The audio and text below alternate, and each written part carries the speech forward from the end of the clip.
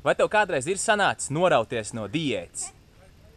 Kādu laiku tev ļoti veiksmīgi izdodas pieturēties pie sava uzturplāna vai diētas, ko tu esi izvēlējusies vai izvēlējies, bet tad vienā dienā tu apēd kaut ko, kas ir aizliegts. Ko darīt šādās situācijās?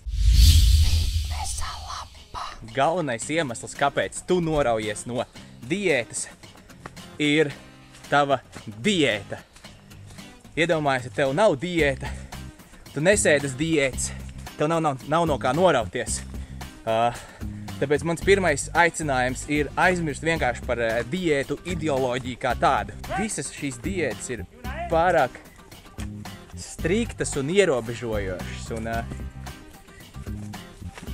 manuprāt, tavam ikdienas uzturam tādam nevajadzētu būt.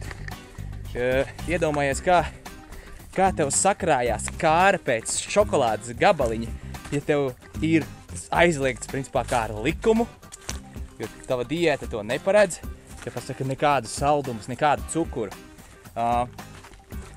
Un tas ir pilnīgi loģiski, ka kādā brīdī tev šos saldumus vai vienalga, uz ko tevi kārais zobs, sagribēsies. Mēs esam apmaldījušies, es turpināšu, kad mēs atradīsim ceļu. Stulbākais ir tas, ka cilvēki sēžot uz diētām nav laimīgi, jo viņiem kaut kas vienmēr tiek liekts. Tiek liekts tas, ko viņiem ļoti kārojās, bet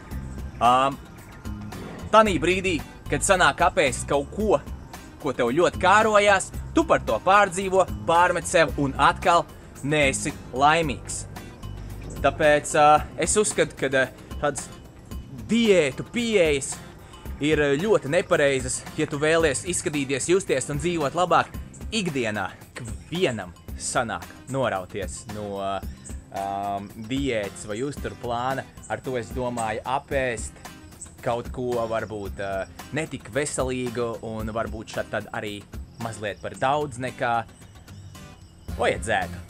Mēs visi esam tikai cilvēki, arī es, kā treneris būdams un veselīgi dzīvesveida speciālists, kurš filmē video, raksta rakstus un palīdz cilvēkiem izskatīties, justies un dzīvot labāk, arī es šad un tad apēdu vairāk nekā vajadzīgs. Tāpēc šajā video es pastāstīšu, kā tikt galā ar šādām situācijām, gadījumā, ja ir sanācis, tā teikt, norauties no plāna. Pirmā problēma, ko cilvēki izdara, kad ir apēduši kaut ko, kas nav paredzēts viņa diētā, viņi sev pārmet. Viņi pārdzīvo izdarīto un kāpēc tas ir ļoti nepareizi?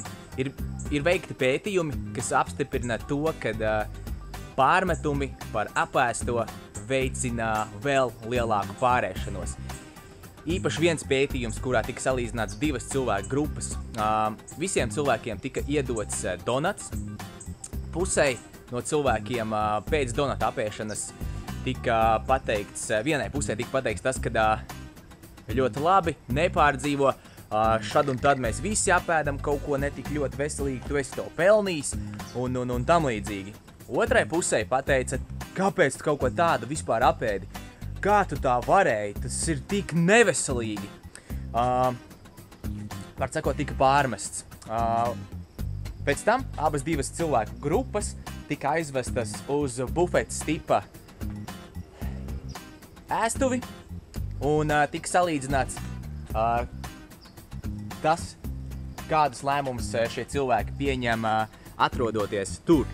Un rezultāti bija tādi, ka tā grupa, kurai tika pārmests par izdarīto, apēda krietni vien vairāk kilokalorijas.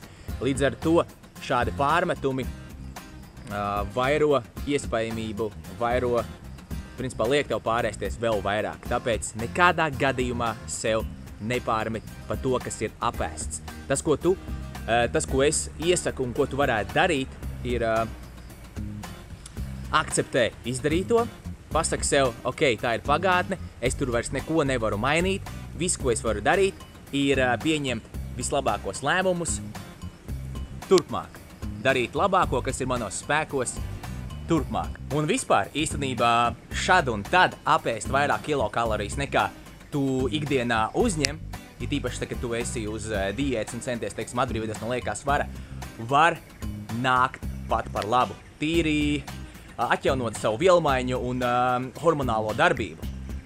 Un vienkārši, jā, tas, ko daudz cilvēku izdara, ir viņi pārmet sev un pēc tam veicina atkal pārēšanos un uzņem pārāk daudz kilokalorijas beigās. Tikai tāpēc, ka viņi pārdzīvoja izdarīto. Bet īstenībā apēst kaut kādas tur 300 vai 400 vai 500 kalorijas vienā dienā mazliet vairāk nekā tu katru dienu ēd, nekādu jaunumu neizdarīs. Jo, teiksim, ja tev ir kilokaloriju deficīts aptuveni 500 kalorijas dienā, tas nedēļas griezumā ir 3500 kaloriju deficīts kopumā. Un, teiksim, ka tu vienā dienā apēdi 500 kalorijas vairāk, tevi tik un tā 3000 kilokaloriju deficīts. Otrā lieta, ko es ieteiktu nedarīt, ir nesodīt sevi. Nesodīt sevi ar ekstra kardio vai mazāk kilokalorijām nākamajā dienā, jo sodīšana atkal veicina pārēšanos. Tu izdari kaut ko, sodi sevi, pārdzīvo, izdari, pārdzīvo, sodi, un tas tāds aburtais loks, un to nevajadzētu darīt. Ja tev ir sanācis apēst kaut ko, kas nebija plānots, nepārdzīvo, pieņem to, vislabākajā gadījumā mēģini saprast, kāpēc tu apēdi vairāk vai kāpēc tev kārojās tanī brīdī, teiksim, tieši to ēdienu. Varbūt tev bija pārāk lieli starplaiki starp ēdienu reizēm, vai varbūt tu pamēģināji apēst kaut kādu vafeli un nejūt vispār nekādu izsalkumu, sāc sajūt, nejūt sāc sajūt, tad varbūt nākamreiz uz kārā zobu liec kaut ko citu.